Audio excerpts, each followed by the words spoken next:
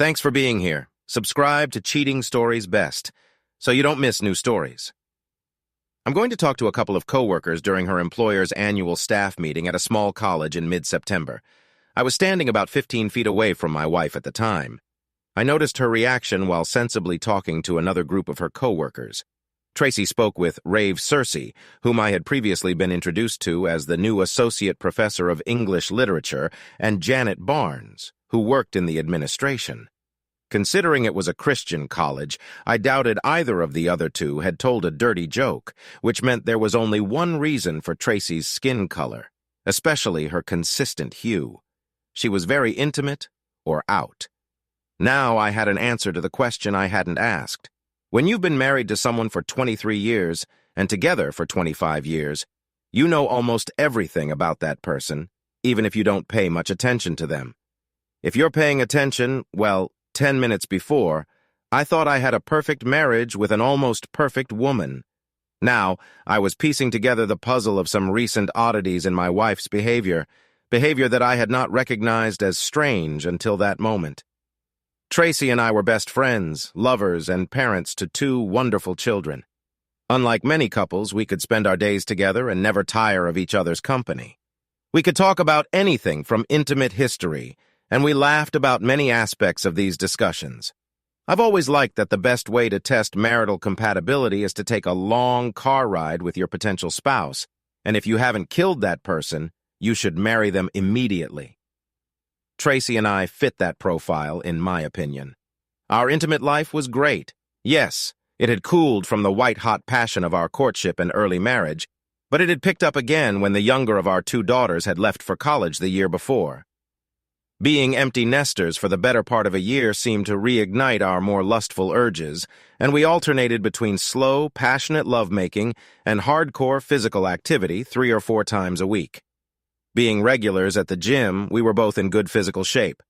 At 45 years old, Tracy had long blonde hair, big breasts, and a curvaceous figure. Yes, she was probably 15 pounds heavier than she was before our kids were born, but everything was packaged well. In fact, I was 20 pounds more muscular than when I left school. Besides, I had 25 years of experience pleasing my wife. Something changed 2 months ago, and since it had mostly changed for the better, I wasn't about to look a gift horse in the mouth. I never thought about it while Tracy was always a willing and active participant in her intimate life. She was rarely the initiator. Suddenly, she began to initiate as much as I did, and the physical connection was off the charts. However, we didn't make love anymore, it was just intimate. It was great, but our focus changed. I didn't ask myself this question then. Looking back, I understand that this was a mistake. Except when I was interacting with her, Tracy and Rafe were never more than 5 feet apart while walking. Now that I knew what I was looking at, I was able to determine that Tracy's glow lit up every time she was near Rafe, even when I was nearby. Usually, this disappeared quickly when I showed up, but as soon as Tracy left me, she acquired a companion to communicate with. I secretly kept my eyes on this couple throughout the entire event, although I didn't have to try very hard. Tracy seemed to forget about everyone else when Rafe was around. I never saw her look around to see where her husband was throughout the evening. She made sure to lightly touch Rafe at every opportunity. My emotions ranged from nervousness and fear at first to complete rage after I became convinced of the reality of everything I was actually seeing. What I saw definitely looked like the end of my marriage. I practically had to drag my wife away from Rafe at about 11. She didn't look happy when I showed up and told her it was time to go. Anger flared in her eyes for a moment, then she backed off, but it wasn't fast enough for me not to notice her look again. 23 years of marriage, usually, the evening's discussion flowed freely on the way home, but I deliberately sat quietly waiting for Tracy to begin. She seemed preoccupied with something for a while, looking out the passenger window until she realized how awkward the silence was. Then she quickly jumped into the void with some meaningless conversation about how badly dressed the college president's wife was. I wasn't very responsive. "Wow, I'm really tired." "I'm going to go to bed," Tracy said when we got home. "Are you coming?" I wasn't sure if she was just trying to avoid the evening conversation or if she was trying to get me to go to bed so she could deal with any disappointment from the excitement. Anyway, I didn't bite and told her I was going to watch some TV. I think she looked disappointed. The next day was Saturday, so I was able to spend the entire day outside doing yard work, which gave me plenty of time to calm down and think things through. If Tracy had any idea that things weren't so simple in our universe, she did a good job of not showing it. The following week, things seemed a little tense at home. For my part, I tried to play it cool, but I used to find my phone app on my iPhone about 6 times a day, and in every case, Tracy was where she was supposed to be, so to speak. At night, she seemed more than ready to have a night. She seemed a little reserved the first night, but after that, she returned to her earlier manner. As usual, I made sure to please her, giving her several pleasure. The following Monday, nothing had changed. But on Tuesday, the Find My Phone app told me that Tracy had gone home at lunchtime. 15 minutes later, I quietly entered my home and confirmed that my marriage was over. They weren't exactly quiet in our bedroom, so I didn't need to go up the stairs to confirm that Tracy's partner was indeed Rave. Oh my God, Rave! At one point during the celebration, Tracy shouted, "Oh God, baby, you are the best!" The last one really hurt. It took all my self-control not to run into the bedroom and hurt the man. However, I did not enter the room because I knew that if I started beating him, I would not stop until I killed him. None of them were worth jail time. Tracy, I am fully aware that it sounds self-serving to say that I love my husband more than anything in the world, but it is the honest truth. I loved him for a quarter of a century. I hope to love him for at least another quarter of a century. However, in the interest of full disclosure, I also have to admit that I have a lover on the side. A lover who is so wonderful that I could not give him up, although I know that sooner or later I would have to do it because it would be the only way to save my marriage. Mike, my wonderful husband, would be devastated to learn that I had an affair. That's why I did everything I could to hide my affair. However, I was not stupid enough to think that I would never be caught. I knew that the longer this went on, the more my chances of getting caught increased. Mike has been my rock for the last 25 years. We were married for 23 years and had 2 wonderful children. He was my best friend, my soulmate, and a wonderful intimate partner. We talked about everything, we laughed a lot, well, until recently. I had no intention of taking a lover. When I met Raf Cersei for some reason, he walked into the administration building a couple of days before school started, and without exaggeration, my life literally changed. Raf was 30 years old, 6 feet 2 inches, very fit, with short brown hair and soft gray eyes. He was handsome, but he was no George Clooney. I didn't work the rest of the day because I couldn't get Raf out of my head.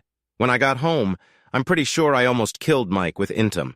I know Mike fell asleep exhausted and with a big smile on his face. I would never tell him that I wasn't thinking about him while we were close. I continued to Mike until he dropped for the next 2 weeks, and then my dear husband opened the door of opportunity for me as he had to leave town for the night the following Wednesday. I knew it was wrong, but I was practically shaking when I called Raf on Monday morning and invited him to lunch on Wednesday afternoon. I had already checked Raf's schedule, knew he didn't have any classes on Wednesday afternoon, and I took administrative time off.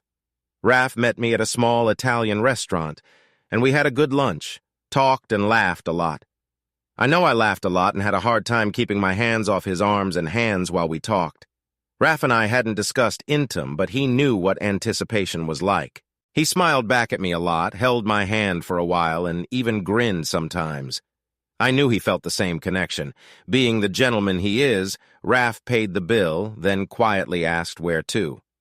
"I live 10 minutes away from here. Leave your car and I'll drive." I answered in a voice that sounded much more confident than I actually was. Knowing that Mike wouldn't be home until Thursday evening saved me a lot of anxiety about the upcoming event, but I have to admit I was nervous. I knew that after having 2 children and being 45 years old, I didn't have the mature young body that Raf was probably used to. I loved Mike with all my heart and soul, but my time with Raf was definitely going to happen, and I wasn't going to deny myself the pleasure, and I didn't feel guilty about it. I drove my car into the garage and closed the door. The next 10 hours were some of the best of my life. Raf obviously felt the same connection as I did, and everything we did was amazing. When I met Mike, but I always considered him a great bed partner. Raf completely reset the dial. Everything we did was fantastic too, and Raf finally got into an Uber to pick up his car. I felt as spineless as a jellyfish and as brainless as a sponge. I remember a lot of screaming and some crying, and I'm pretty sure it came from me, but I really can't swear to it. Hell, I couldn't swear on my own name. Now I knew what it was like to be senseless. I definitely wanted this. You are an amazing woman, Tracy. It was probably the best intimate of my life, Raph, I said quietly as we snuggled together after our second connection of the evening. I really meant it. Mike was an excellent lover in his own right, however. The way I communicated with Raph was beyond praise. It was almost as if we were doing something completely different from what Mike and I were doing. I couldn't feel guilty for doing something so amazing. In my mind, intimacy with Raph was separate from my life with my husband. Night with Mike was about emotion. Intimacy with Raph was about amazing physical sensations. We did this twice a week. I knew this couldn't last forever, but I was going to enjoy it while I could. Mike, I knew that Tracy was supposed to be served with divorce papers on Wednesday at 10 a.m., 2 minutes past before my phone rang. No, Mike, I don't want a divorce. She screamed over the phone when I answered, and I don't want a cheating woman as my wife. But we don't always get what we want, do we? I answered. I can explain. I made a decision for myself. She cried, the one we need to talk about. Tracy, I said, ending the conversation since you ignored our vows in us. I also made a decision for myself. So no, we don't need to talk about your decision. I could actually be productive at work. Unfortunately, I knew what I would be faced with when I returned home, and Tracy did not disappoint. Don't you think you should have talked to me before you filed for divorce? Tracy screamed at me when I walked in. After all, we have been married for 23 years. What are you saying? Those 23 years didn't seem to matter to you when you constantly cheated on me. I shot back at her. I could tell from her eyes and smudged makeup that Tracy had been crying. I, myself, didn't feel very cheerful. I love you, Mike, really. What I had with Raph was just physical. It was a decision for yourself. I finished for her. Tracy looked worried, to say the least. I'm sorry I hurt you, but I think you're overreacting. Can we talk about this? She asked. I don't understand what you're talking about, Tracy. You cheated several times. Probably a lot more than I know, I said. I know it looks bad. I know it was just a decision for you. Tracy, I repeated, why don't you explain it to me? I thought it was obvious that I was being sarcastic, but Tracy seemed encouraged by my reaction and actually smiled at me. I can't explain it, but it's like we have some kind of special physical connection. Is this the best intimacy you've ever had? I heard her. Her eyes became as big as saucers, and for the first time she looked scared. You heard? She asked, with tears and fear at the same time. Do you want me to replay this for you? I was at home last week. You two were so busy that you didn't hear me, I said. I won't be able to fix this mistake. At least she had the prudence to lower her eyes and shame. It was purely physical, Mike. I love you. I can't express to you how much I love you. Can't we at least try to consult? I know I hurt you, but I know you still love me. She was right about the last one, and it hurt the most. I still loved her, although not as much as 2 weeks ago. 25 years of loving someone don't just pass away in an instant. Tracy. Even though I knew what I was doing was risky, I was still shocked when I was served with divorce papers at my office on Wednesday afternoon. I had no idea that Mike knew about my affair. Hell, not only did he know, but apparently he caught Raph and me in bed one time, and he had the video. Even worse, he heard me tell Raph that he was the best I'd ever had. I knew that I would never be able to satisfactorily explain to my husband the connection that Raph and I shared, but I knew that Mike's love for me would win out in the end. I'd start by trying to get Mike to agree to me keeping Raph as an outside lover and go back to staying married as a last resort. I suggested seeing a psychologist. He agreed. Our first meeting with the consultant did not go well for me. The consultant was a woman, but like Mike, she couldn't understand that I simply couldn't ignore my attraction to Raph. I guess I expected her to show more understanding, maybe be on my side. So your vows meant nothing to you, Mrs. McWan? She asked after I finished telling my story. No, they mean everything to me. But this is different, I explained. This is unlike anything I've ever experienced before. You are a woman. You felt aroused before.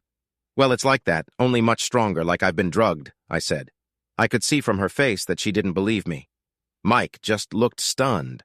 Men are often accused of thinking with their little brains, but women are guilty of it too.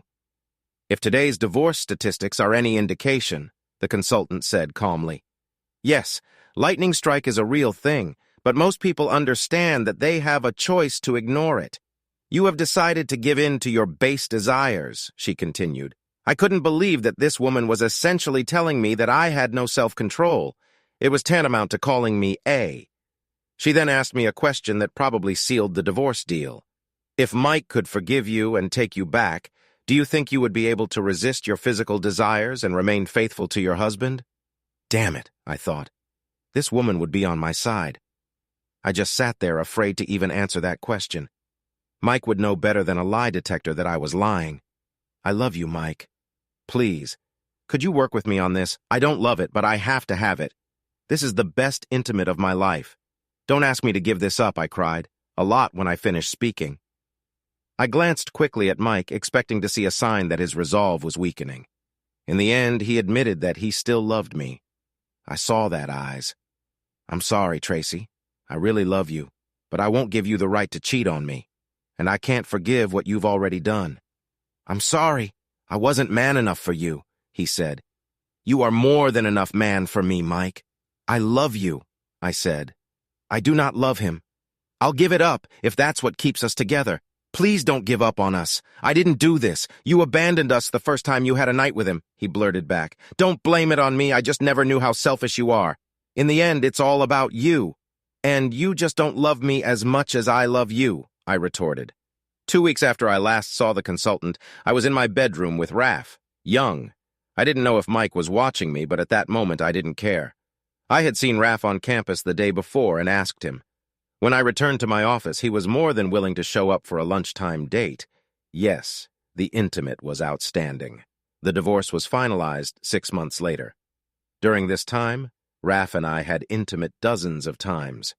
The intimate had always been fantastic. He was my kryptonite. I loved Mike, but I lusted after Raph. I had to have him. I knew I would never get Mike back because of this. He didn't love me enough to let me have Raph. I couldn't believe that Tracy was actually trying to get me to let her leave her boyfriend and stay married to me. If you really love me, what nonsense. Forget it. There's no way we're staying married.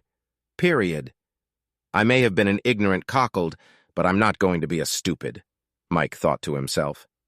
I was very surprised that the marriage counselor we hired wasn't living in the same dreamland as Tracy. She practically called my wife a liar in our first session, and it hasn't gotten any better since then. She ended our sessions after the 4th by telling my wife that I would never back down from my position and that she supported me. I thought Tracy was going to die when the counselor told her to stop the sessions. I don't know if Tracy asked my daughters to try to stand up for her, but they both tried very hard. You're destroying the family, Dad. My youngest cried when I told her about this. No, baby, I'm not destroying the family. Your mother did it. I'm just making it legal, Mike replied. She twisted her face and furrowed her brows. I could tell she was thinking hard. You're probably right, Daddy, she finally said. Rave. I didn't really want to ruin Tracy's marriage, but I saw it more as her husband's problem. I knew she really loved this guy, but we had an amazing physical connection, and the intem was almost otherworldly. If she wanted to have me, hell yes, I was going to give it to her.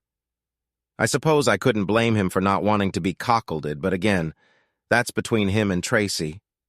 My job is not to wonder why Tracy stayed away from me for 2 weeks after Mike filed for divorce. When he didn't relent and take her back, we resumed our romance. In fact, things actually got better because when Mike got out of the way, I got all her physical attention.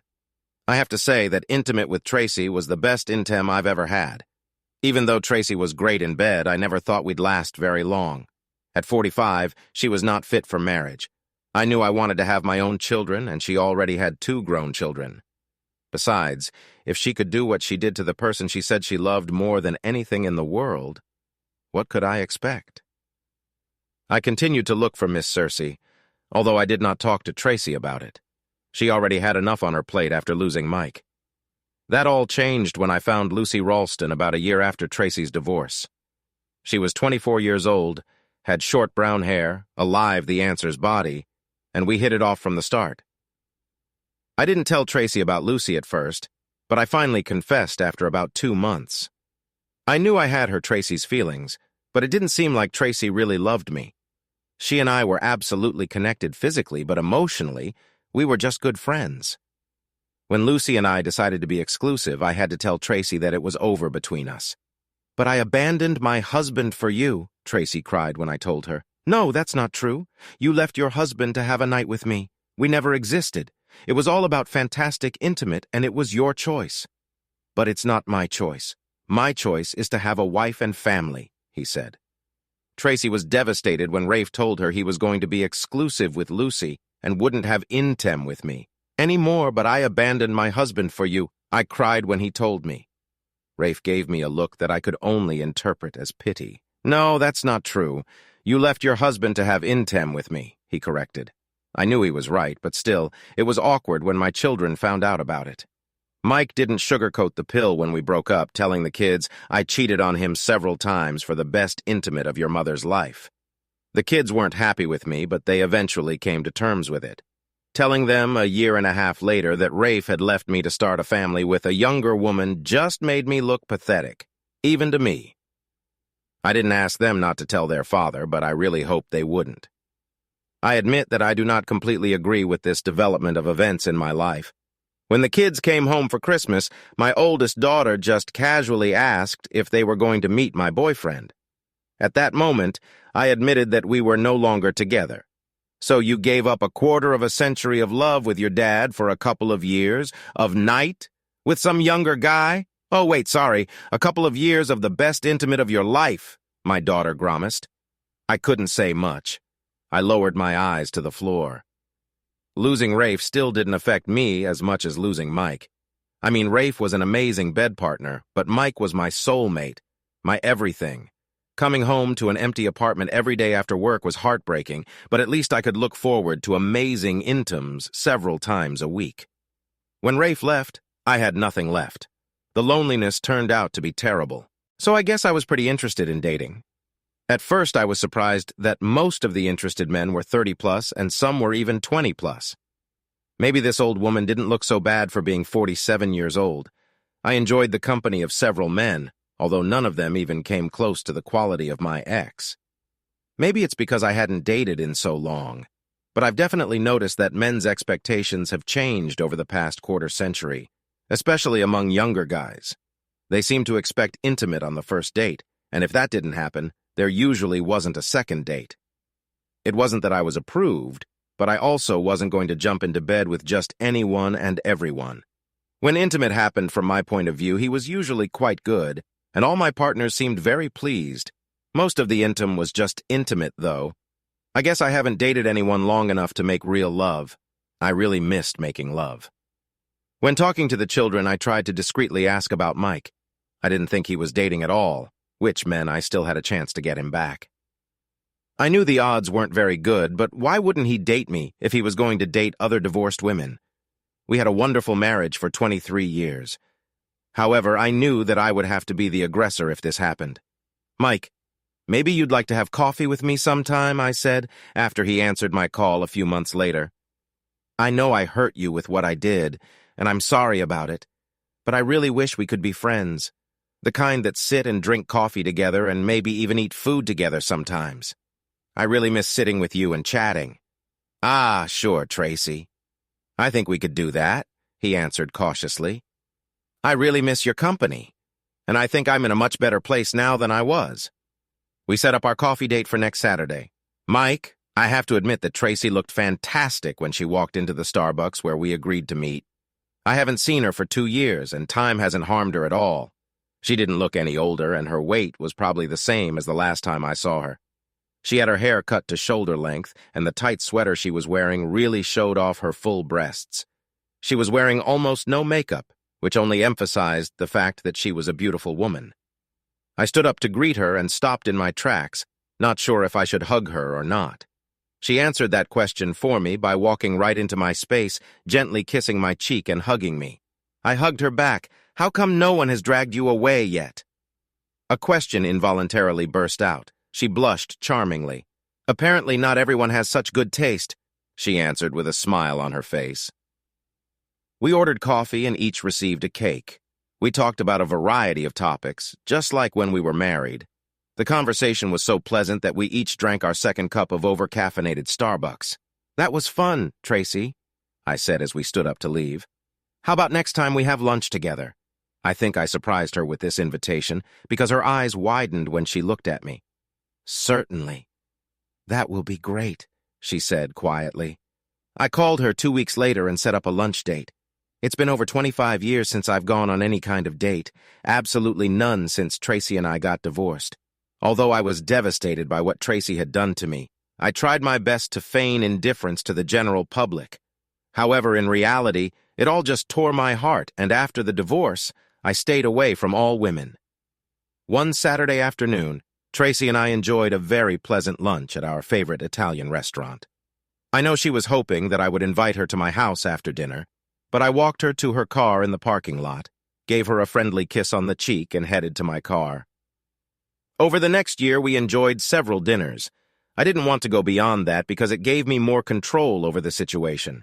In my opinion, dinner leads you to what happens after dinner, which leads you to what happens. I did not want to and could not approach this, Tracy. Mike must have gotten smarter over the years. I knew he enjoyed the time we spent together, but he never invited me to dinner. I figured that at some point he would decide to do this, and it would just be a small step towards us spending the night together. I knew he wasn't dating, and I thought if I could rock his world one day, I'd have a chance to win him back. But he just never gave me that chance. Eating at IHOP is hardly conducive to bed sharing. I took the hint and started dating others again. I guess I'll just have to accept it. Tracy messed with my head so much that I didn't actually date another woman for 5 years. I definitely didn't view my lunches with Tracy as dates, although I know she was expecting something. I was in my favorite liquor store, checking out the many brands of tequila available, looking for something new when I felt a presence to my right. Apparently, she was doing the same thing as me. She seemed pleasant enough, so I decided she could use my extensive knowledge of distilled spirits. I was just trying to be friendly. "Do you want to drink tequila or make a cocktail?" I asked with a smile on my face. I never dilute good tequila. I drink my tequila like I drink my coffee straight, without anything, she replied. Margaritas are good for parties, but when I really drink, I don't mix them. Wow, the woman who holds the key. I didn't know a single woman who drank tequila properly for the first time. I turned to face a woman. Damn, drinks tequila and looks damn good. There are no rings on her left hand either. She seemed a little younger than me. She had a head of curly dark brown hair that almost reached her shoulders. Her skin was pale and her eyes sparkling blue. I assumed Irish blood like mine. I didn't realize I was staring at her until I heard her speak, and then realized she was asking me a question, subtle, very discreetly. She grinned when I returned to the real world. I know I blushed. "I'm sorry, I'm just lost," I said weakly. "A dozen brands of tequila and a beautiful woman who understands how to drink this tequila. In my world, this doesn't happen often." She smiled wryly at me. I thought she was going to move on when she spoke again. "And what kind of world is this, Mr. Tequila's knob?" "Loserville, USA, ma'am," I muttered. "Ma'am, did you just call me ma'am?" she asked incredulously. "Wow, do I look like your mother or something?" "Sorry about that, it's a matter of good manners. My parents are a blame, but no, you don't look like my mother. I loved my mother to death, but even on her best days, she didn't look as good as you." I couldn't believe it actually came out of my mouth. I winced. She looked surprised, then that look slowly turned into a sly smile. By now, I had a good look at what appeared to be a tight, curvy body for a woman or age. "So why Loserville, Mr. Tequila's knob, if we're being polite? It doesn't look like you'll have any trouble getting a date or two." "I haven't been on a date in 5 years since I divorced my cheating wife," I said quietly. Oh, sorry about that," she said, looking embarrassed. There was an awkward silence for a while. I didn't have enough games to break the deadlock, but luckily it did. "So, what do you recommend?" she asked, returning to the tequila. "I'm a big fan of Don Julio Blanco, and I also like Ferrey's new guy, Sammy Hagar's Santo Tequila. But if it's a really special occasion, then choose Don Julio 1942. Damn expensive, but it's really good stuff. How much does it cost?" She nodded at me, as it seemed to me, ending the conversation. I grabbed a bottle of Santo from the shelf. Then I thought, what the hell? And extended my hand. "Mike Mwan, how would you like to try to kill a next door at my expense?" "Then you could make a more informed decision," I said, giving her my most sincere look. She grinned again, cheekily, looked me up and down, and then accepted my invitation. We went to a nearby bar and spent the next 2 hours sampling tequila. I also made sure to buy us a couple of snacks. When we left the bar, I had Rose Smart's phone. I can't even begin to explain what was going on in my head over the next week. I was thrilled to have a beautiful woman's number, but that man, I had to call her and set up a date. The last time I went on a date was right before the American Revolution. Crap, I thought. I could take her to a restaurant. Maybe I could find a roller skating rink or bowling alley. My head was spinning. I had a good job and made decent money. For the most part, people seemed to like me. I was well aware of current events and would never talk about politics on a date. I noticed that I was sweating a lot.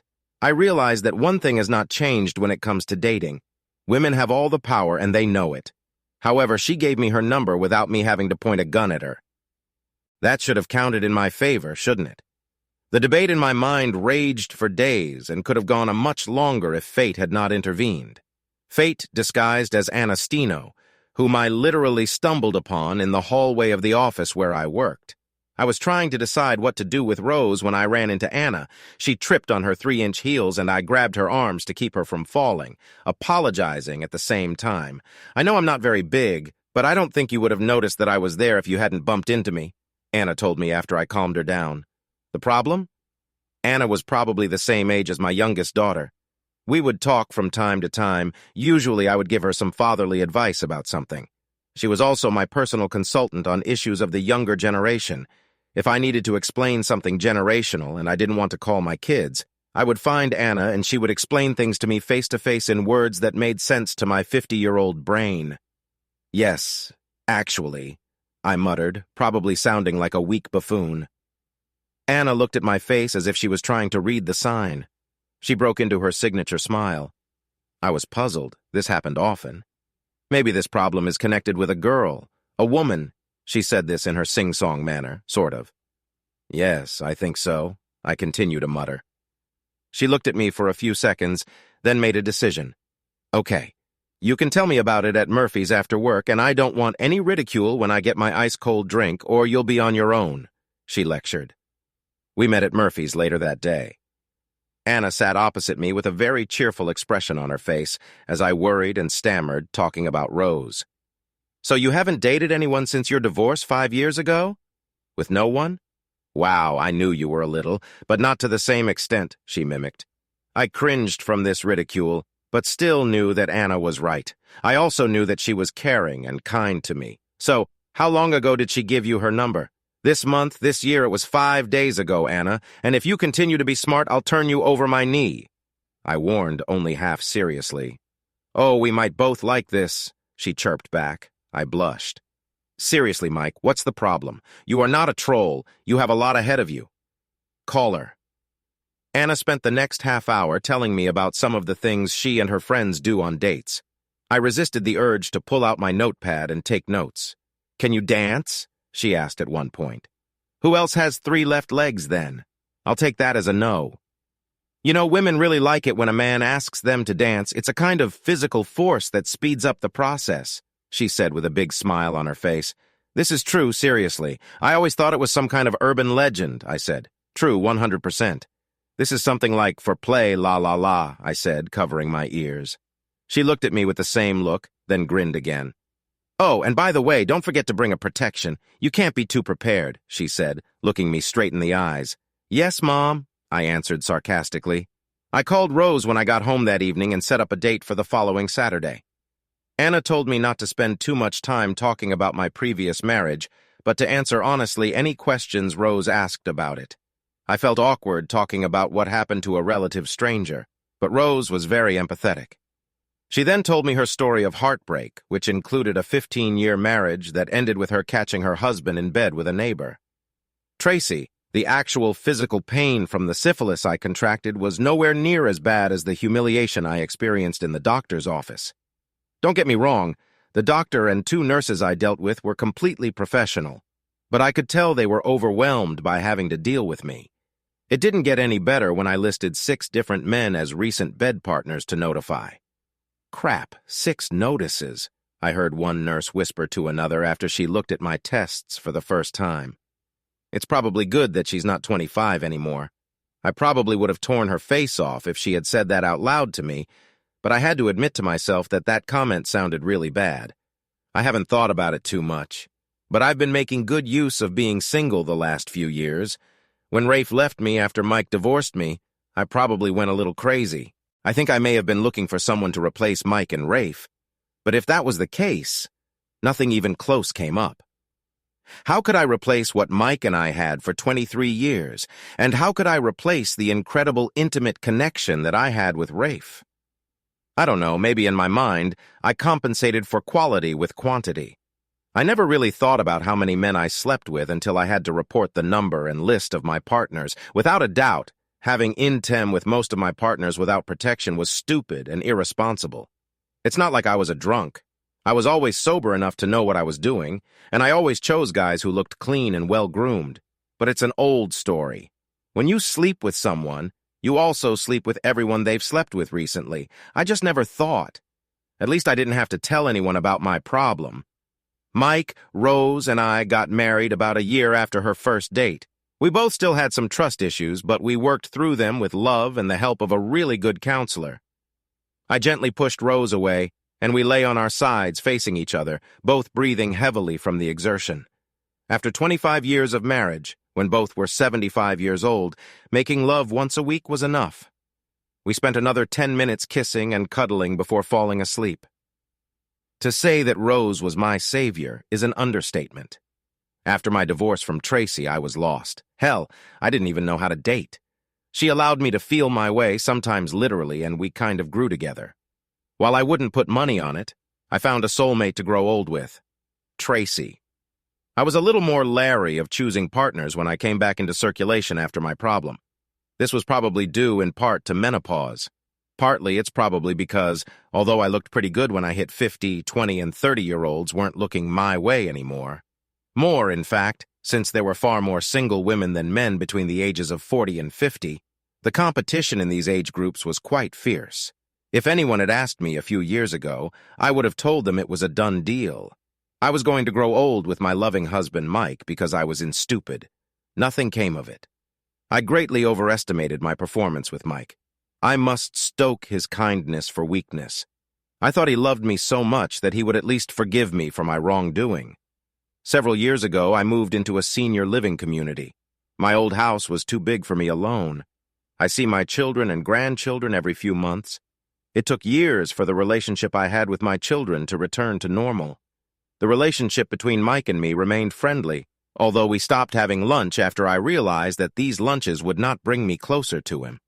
Mike finally started dating again after years of being a recluse. I had met on jealous of the way he looks at Rose. When the whole family gets together for the holidays, I can't help but notice the adoring looks and sweet mannerisms with which they interact. This makes me sick. It had to be with me. Was it worth it? I asked myself. I never liked the answer. What do you think of what our hero did? What would you do if you were him? Write your opinion and what you would do in the comments. See you in the next video.